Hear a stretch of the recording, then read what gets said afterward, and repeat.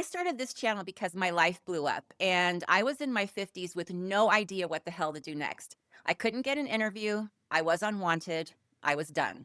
I couldn't find anyone that was talking about what to do when everything ends at this age. Not the theory, the reality.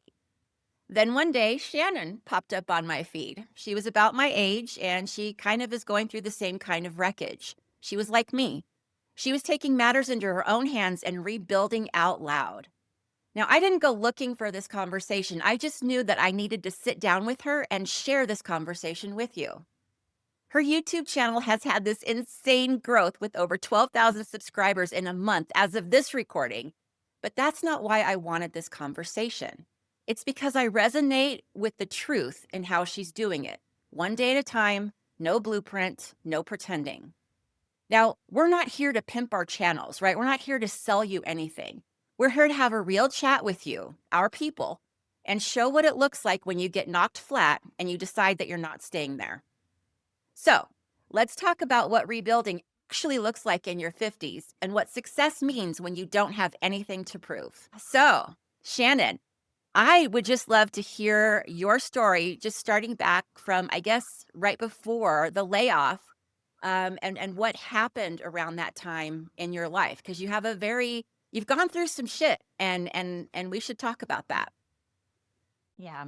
Before I got laid off, I was a project manager working in IT. I have been in IT and, kind of like utility development, real estate development, my pretty much my whole career after I got out of college. And I was very, very dedicated. Like I was aggressively pursuing, that corporate ladder.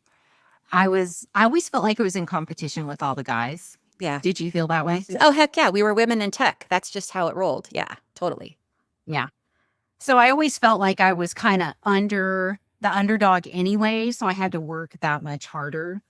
And the last position that I had felt good. It felt like it was going to be different because I was going in as the most senior person. And then one day something changed. I wasn't invited to outside the office gatherings anymore. I would find out later that, all of senior management went to Top Golf and, I didn't even know about it, that kind of thing. Wow. And yeah, my husband wound up getting some treatments that put him in remission and gave him kind of a different perspective. He felt like he was going to be strong enough to have some fun. You're always kind of waiting for that other shoe to drop when you're told you're in remission. So he wanted to take advantage of that. So we worked remote. The whole team was remote until the company got really large and it grew rapidly. Like within a year, we went from less than 10 employees to 80. And so I was going to go out on the road and they said that they were going to hire me an assistant to be in office and take care of anything that needed to be done locally. And I thought that was a great plan. Mm-hmm. What I didn't know was that she was my replacement. I know that feeling. I know that feeling. So basically, you were training her. Your husband was going through medical issues. Were they supportive with you during that time? Or do you think that that had something to do with it? Oh, okay. No. They were fine with that. Everybody was very supportive during that time. Yeah. No issues there. You didn't feel weird. Okay. So how did it all not happen? I mean, she's doing your job and what happened? When you're a kid, and your friends are talking about you behind your back. Always. Yeah. And you could just feel it. You could feel that energy behind you in the lunchroom. Yeah. It was like that. I could feel something. I couldn't put my finger on it at first. But then I discovered over time that she was indeed my replacement and everyone in the entire company knew but me. Wow. That is very these we have to remind people that these are people that you knew. These are your family and friends, right? So it wasn't just like randos that you worked with that did this. No, not at all. No, I had I had very close family and friends working there, working on my team. And they were told, behind my back to, that I was not a part of things anymore. And one did eventually tell me, not one of my family or friends, but just Wow. an employee to me and said, "Hey, I don't know if you know, but this is what's going on behind your back." So when they laid you off, how did that go?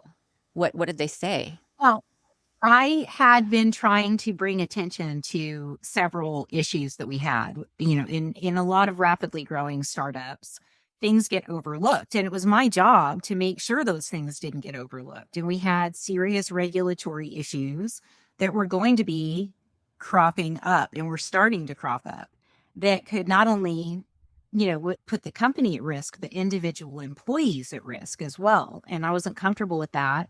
I also started to notice other things, and I was bringing it up in our core team, upper management staff meetings that were private to the upper team. And I stopped getting invited. So I sat down and I wrote an email to the entire core team. And I said, since I'm not invited to the meetings anymore, this is my only recourse to reach you all and say, hey, this is an issue and I can't be a part of this. So this could jeopardize my career and all of your careers and my license and yours. And I'm not willing to do that. We need to fix these things. And within moments, my access to everything was gone. Wow. So they didn't even really come out and they didn't pull you into an office and say, hey, listen, this isn't working out. They just cut you off.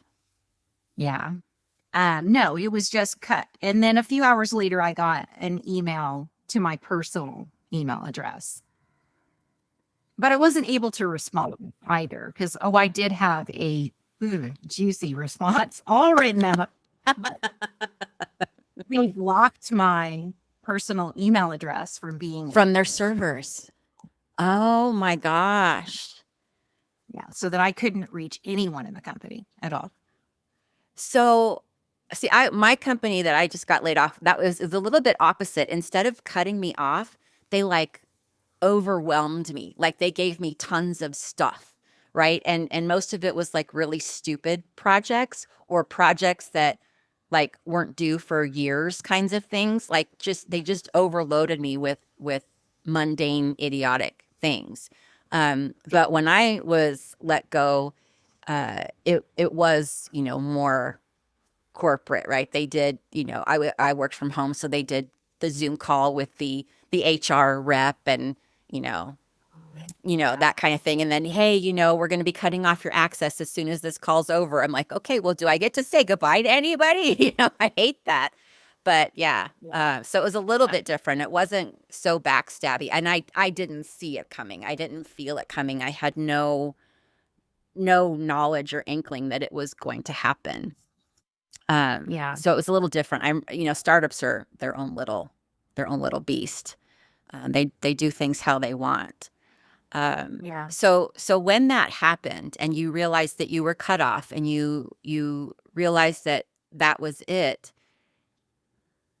were you like me and you thought, that's fine, I'll just find something else. I've got all this experience. I'll get something else. I've been here before. No problem. Oh, yeah. I was not one bit worried about finding a job. I'll be honest, in those first few weeks, I was more emotionally devastated than like work was just not even at the forefront. It never occurred to me at all that I would not find a job the moment I started looking. I've never been without a job since 1985. Yeah. Yeah, I know that feeling. And it was so shocking because it's like, Yeah. I just, it used to be back in the day, I would send off resumes and then just kind of, sit back and be like, all right, go ahead, flood me, right? It was that they wanted me because of what I brought to the table. And then this time around, it was like I couldn't even get an interview. I couldn't get anywhere. It didn't matter how dumbed down my resume became. And so I don't know how much you know about my journey, but then, like I started selling feet pictures and then I started doing Uber And I started doing all these different things trying to make ends meet. And I know that you did a couple of things too. I know one of your videos you talked about getting a job at Dollar General. Is that what it was called? Dollar. What, Family Dollar? Yeah. Because we do what we have to do, right? And not only you're going through this, but your husband's having medical issues, so he can't work either, right? Yeah. Okay. So it's on you. And who knows? I mean, as of right now, his SSDI hasn't even hit his account, and it's over like 6 days late. Wow. Oh, because of the government shutdown, I'm sure. I have no idea whether that's even going to show up or not anymore. So I think everybody in our age group is going to face what we're facing. I really do. Eventually. There's a very small percentage of Gen X that is prepared. I agree. Maybe 2%, if that.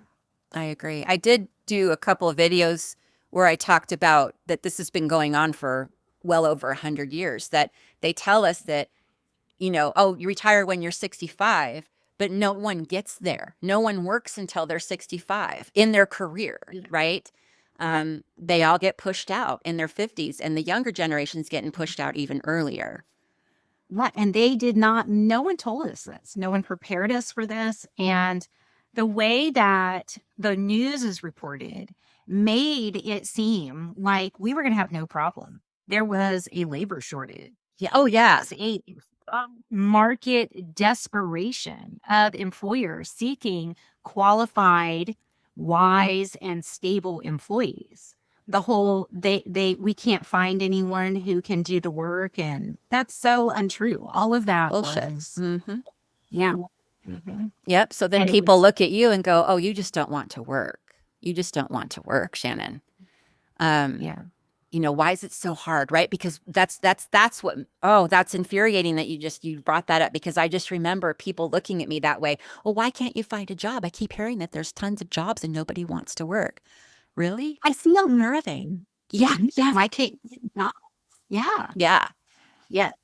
Same thing. Ghost jobs. Right. So that's when I started learning about ghost That's jobs. what me talking to you. The ghost jobs was, I had no idea when I started applying. I didn't either. Did you go to LinkedIn? I did LinkedIn, Indeed, Glassdoor. I can't remember. There was a couple of like niche ones that I found, like women in tech, or whatever. But yeah, I didn't know about ghost jobs until I started applying for things. And then I was like on LinkedIn, I kept seeing like it would say reposted, like they reposted a job. I'm like, why would you repost this job? You said you got over 100 applications. So then when I started researching, that's when I learned about ghost jobs. Well, I feel dirtier about LinkedIn than had I sold feet pics. That's for sure. Of course, you wait till I take a drink. Ooh, I almost came out my nose. So tell me why LinkedIn makes you feel so dirty. Oh, I was such a little LinkedIn whore. Oh, right. But see, that's kind of where you started your journey in growth, though, right? Yeah, it is. It is. And so after I couldn't find anything, I got back on LinkedIn and I was like, okay, what's going on here, folks? And I start learning from people. And, there's all the big names over there. And they're like, well, you just have to do this and you have to do DMs and you have to reach out to people. And they're just really, I call them the LinkedIn pep squad. They're just, they're just pushing you to get out there and push either their program or to start your own program after you fought their program. It's just Amway dressed in different clothes. All of these things are just network marketing. So what did you do? If you said that you were a little LinkedIn whore, I want to know more. What did you do? Hey, you want me to build a website for you? No, I mean, I tried it. I got on there and I did all the posting and I talked about all the technical things that I know how to do, SEO and, web design, and just trying to leverage the skills that I had built through my career because the project management skills, the technical side of it, it's pretty much gone. Our positions have been replaced. I mean, they have AI platforms that do everything we did. Yeah. So I just had to kind of look at the component parts of what I had assembled in my toolkit, I guess. And I started reaching out to people in DMs and writing articles, and it was just nauseating. And I did get a few clients here and there, but nothing consistent. And I wound up getting mad and deleting the entire thing. But then, so after that, then you moved on to Instagram, right? Isn't that kind of where you went to, Instagram and TikTok? Instagram and TikTok, yes. And I had been playing around. I mean, I've had my Instagram forever.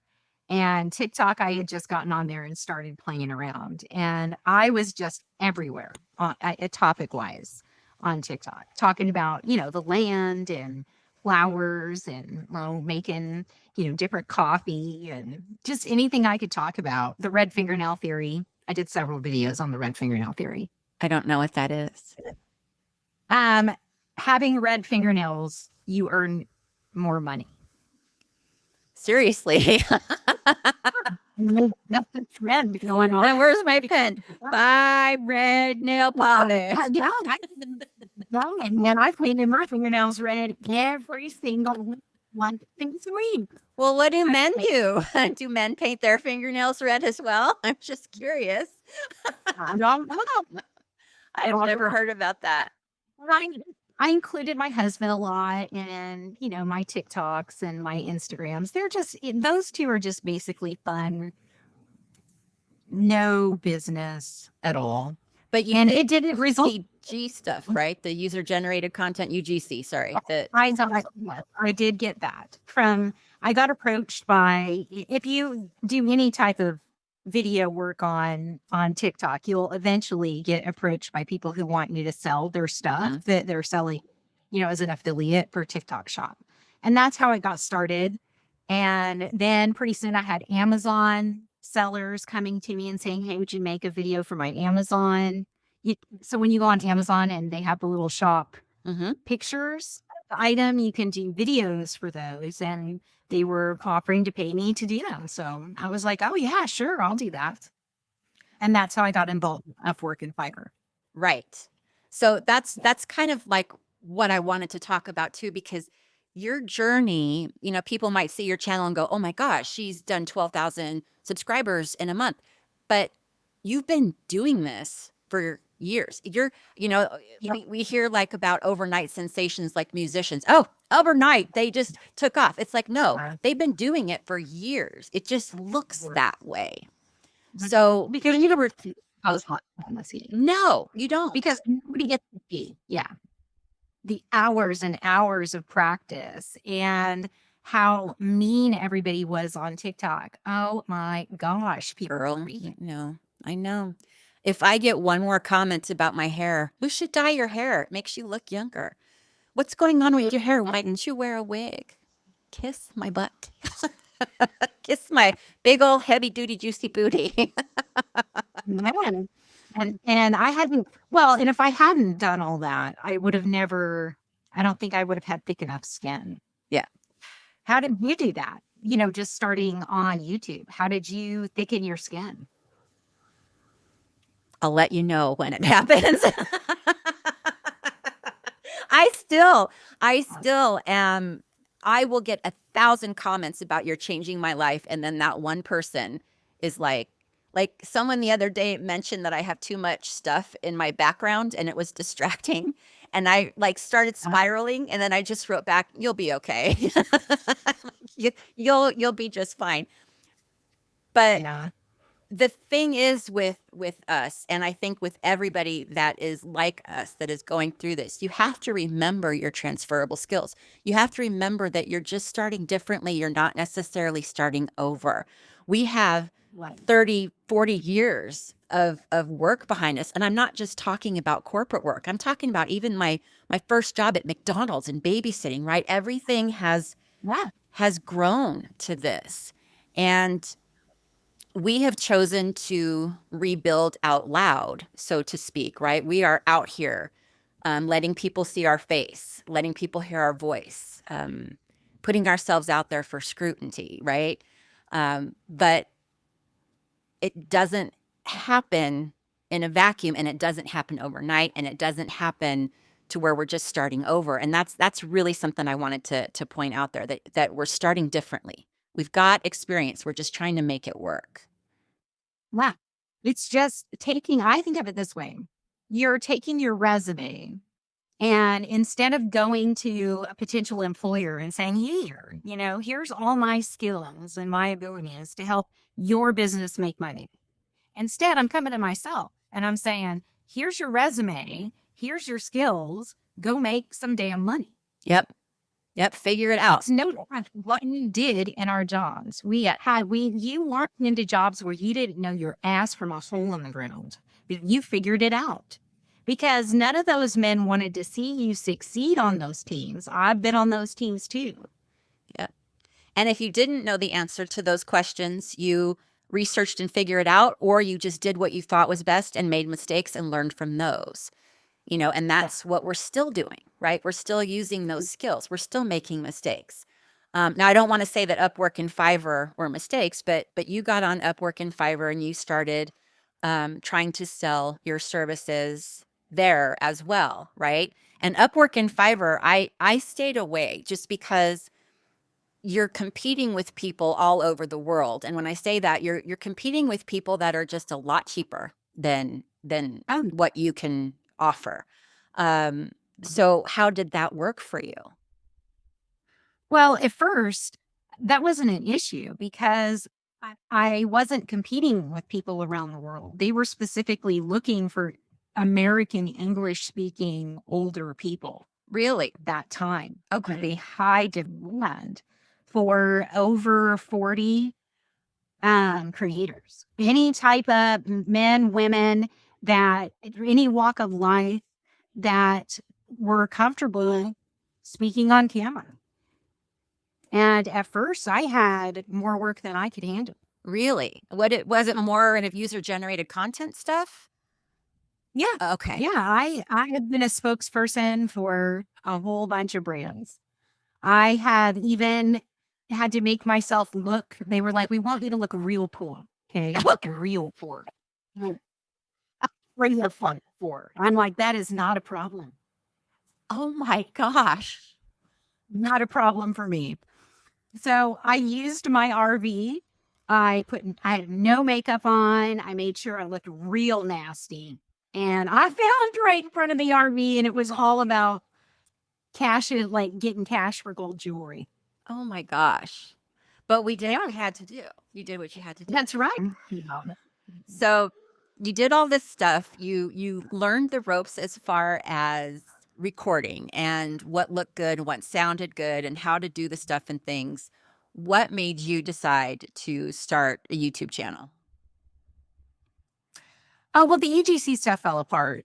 As soon as AI kind of got going, the bottom, once they could clone a person for video, it was over for me. It was over for most UGC creators. And even big name brands have moved to UGC ads with AI creation. I mean, it's just, they don't have to pay anyone anymore. Right, right.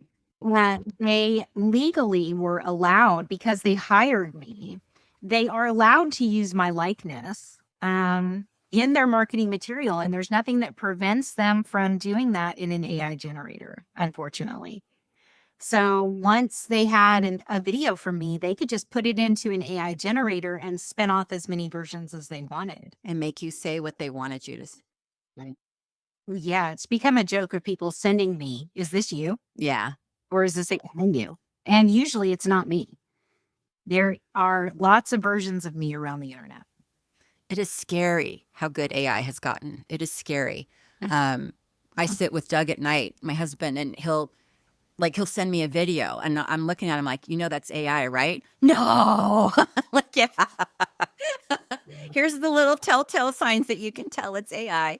But it's just gotten scary good. And that is something that's really scary, is that what's to stop that from happening to me, that someone can take my voice and likeness and start their own thing. And Well, on YouTube, you're protected. wow. Okay.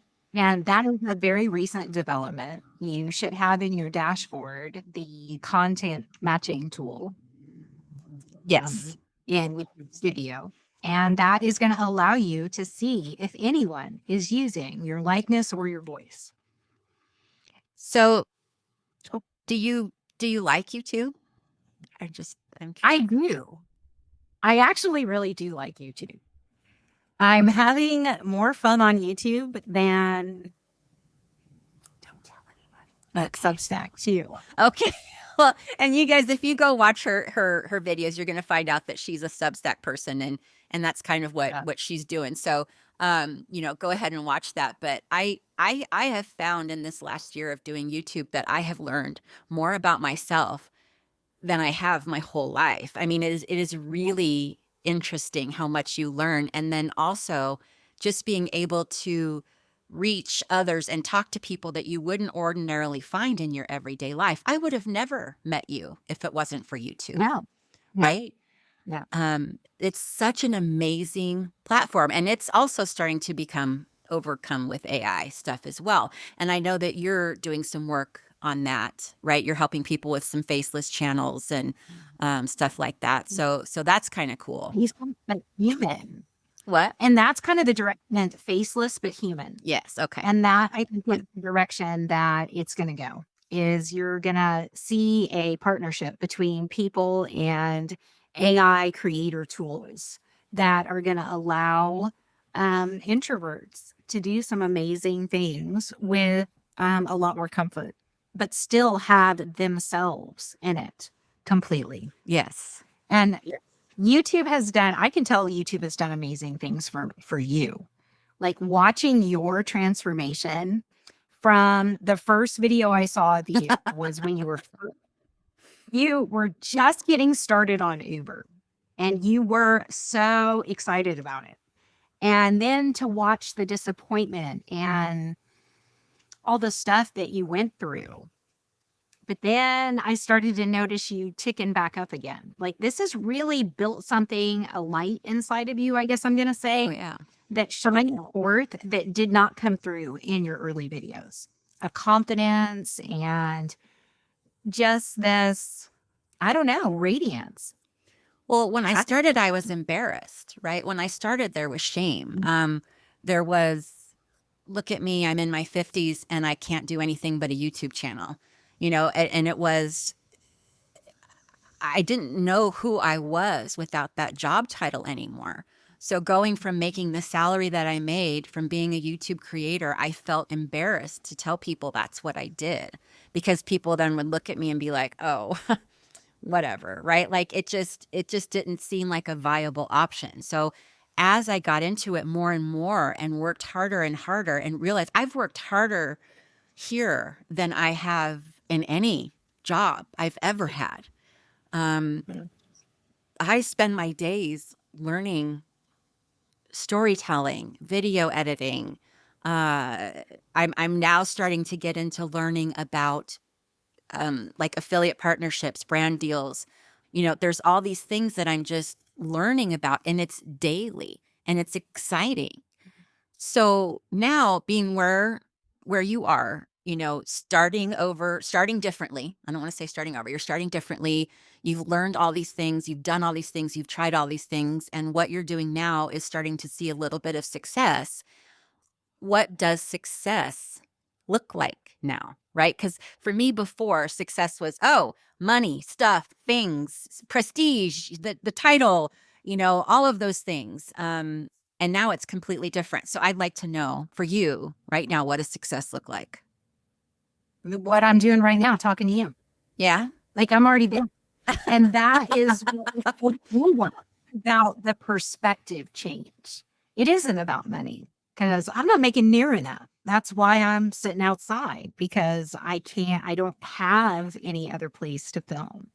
Um, when I film inside, I can't be on a live connection. I don't have internet in there.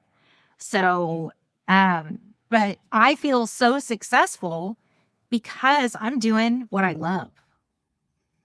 And that's really what it boils down to. And I didn't know I was going to love it. I was just going to say that. I didn't know I was going to love this that much. I had no clue that I would ever be on video, much less have my own channel. Like, and have people that wanted to watch or listen. Exactly. I just never thought that was impossible. And people back in touch, right? That's the big thing. We Yeah. have the ability to use our knowledge and our personalities and everything about us to help other people. And it's Yeah. crazy. It's crazy. And it's amazing and beautiful and wonderful. And yeah, I get it. So I get it. My definition of success is it changes almost every day, right? Because, today, we're doing this and I feel successful because I'm doing, my first interview thing. And, I'm with you, talking with you. I've met you and I adore you. And also, like little things like I recorded my Tuesday video early so I'd have time to do this. So I feel totally successful because I did that thing, right? It's more about internal gratification than it is about external stuff, if that makes sense. Oh my gosh, that's a great point. It is about internal gratification. It is really about what makes you feel good on a daily basis. And you have to eventually cut those apron strings to the world and what the world says should make you happy.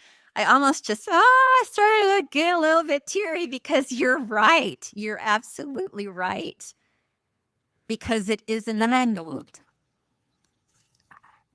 I've had a couple of people be like, well, I don't know who you think you are, being all up on the YouTubers and stuff, being, thinking you know anything to talk to people. I know you live in a dang RV and you haven't even finished that freaking house. And I know you lost all the money to medical bills. And well, I get that kind of stuff.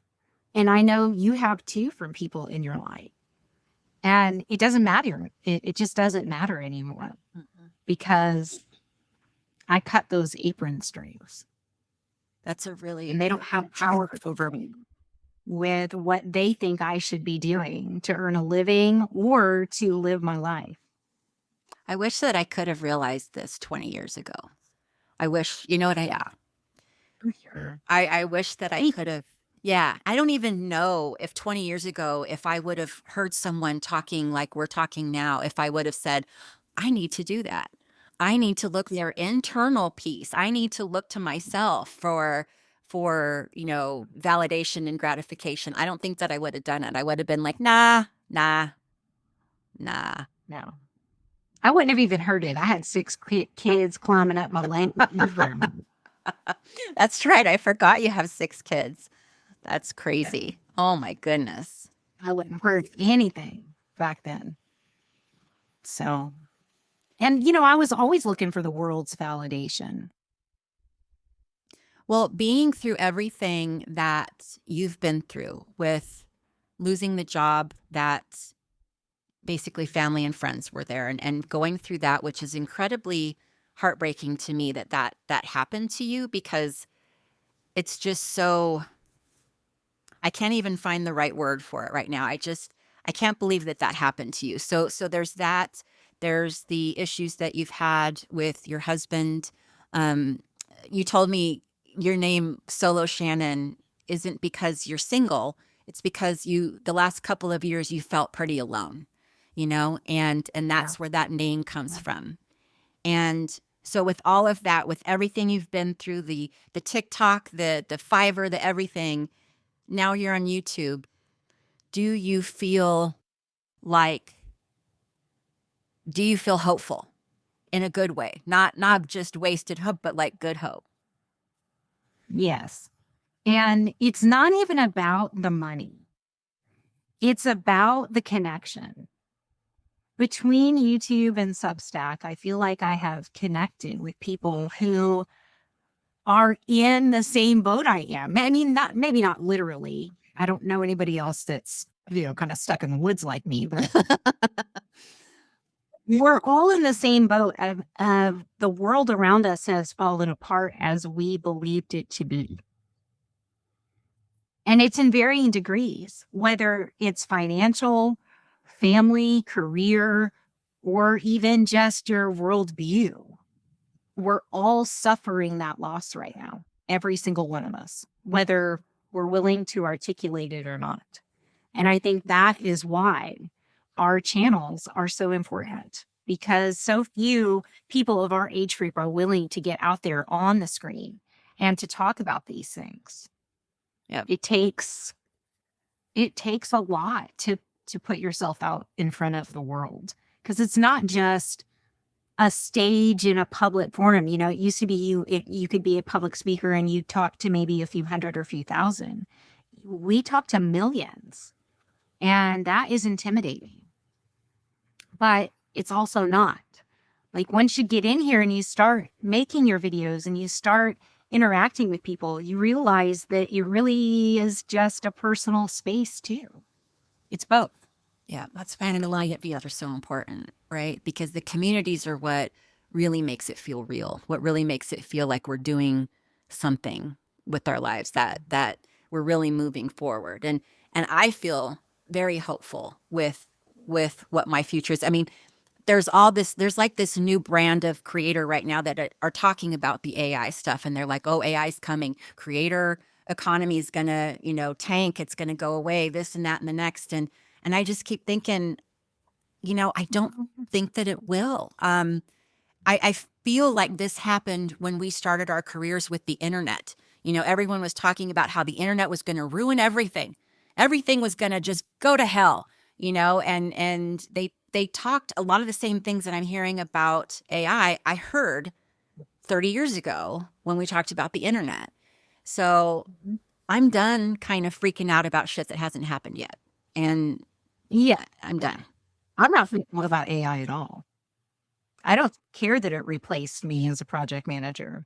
No. It's given tools that I need to take my skills to a level I never dreamed possible. Yeah. And it lets us do things that we were not able to do before. I like the image that I did for us to promote this, like the little thing, that was all AI, right? That was me saying, here's my picture, here's her picture, put us together sitting in some chairs like we're just chatting over coffee. And it was like, boom, got you, girl. And before I grew up using, I still use Photoshop, but that would have taken me days to create something like that in Photoshop. So I think it's going to make us more, what's the word I'm looking for? Efficient. I think that it can make us more efficient. And maybe I'm just throwing stuff out my butthole now, but maybe that increase in technology will actually bring us more back to humanizing, right? To being a human, because we don't have to spend so much of our lives doing this thing. We can have AI do it, and we can go back to spending time with friends, family, spouses, Yeah. dogs, whatever we want to do, nature, right? Maybe it'll give us time for living again. I don't know. I don't even know where that came from. It probably sounded hippy dippy.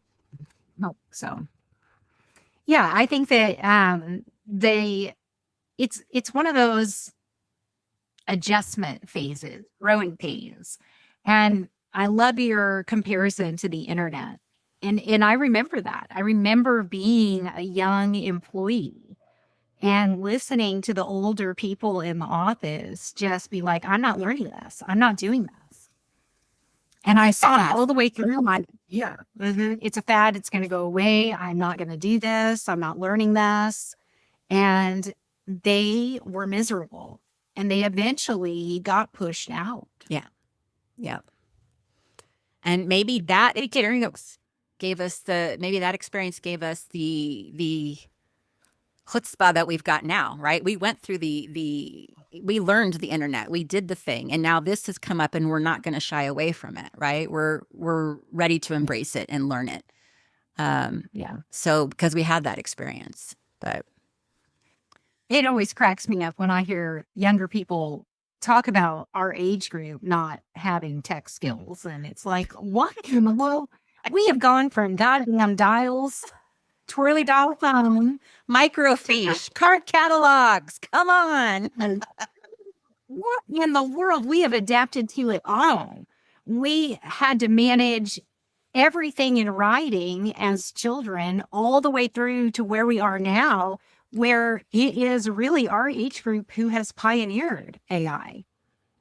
So Yeah, I would agree with that. Absolutely. Mhm. Well, I have a lot of hope for our future. I do. I am excited to see where our journeys take us both. I am so glad that we did this talk. Is there anything else that you want to say to whoever is watching right now? I think, what I said on Substack the other day, how when you commented on my video, it felt like a movie star had seen my video and been like, hey, how are you? It was the coolest thing I have ever experienced as a creator. To and to be sitting here talking to you with your puppy in the background and your beautiful bookcase. And I just have always loved and felt connected to your space. And just, I mean, dreams come true. And you just didn't know that being a part of this with you, I didn't know I was going to be a part of this with you. We didn't have any way of knowing that. But now that we are, it's like, oh, yeah, this was supposed to happen. Oh, yeah. And I've got your phone number now. That's still my favorite email. If you want to talk to me between Zoom calls, here's my number. I'm like, okay. So then every time I go to text, I'm like, ooh, maybe I shouldn't. Maybe, yeah, but No, you text me anytime. You can text me anytime. okay. Same for you. Same for I'm you. gonna start sending pictures. Okay.